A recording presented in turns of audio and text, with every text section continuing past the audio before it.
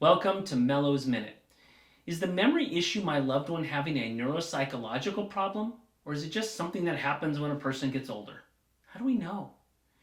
I posed that question to Dr. Robert Duff of Insight Neuropsychology.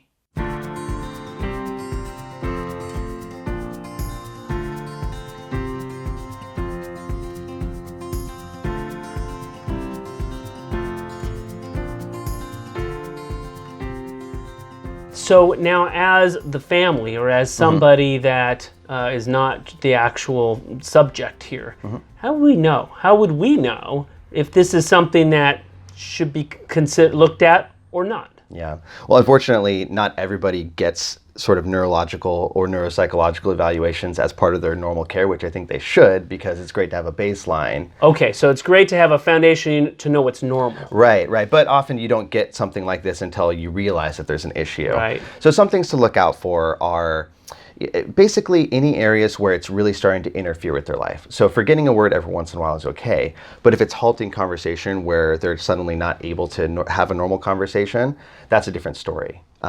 Forgetting things every once in a while, going in one ear, not the other, especially if it's with your spouse or a family member, is normal sometimes.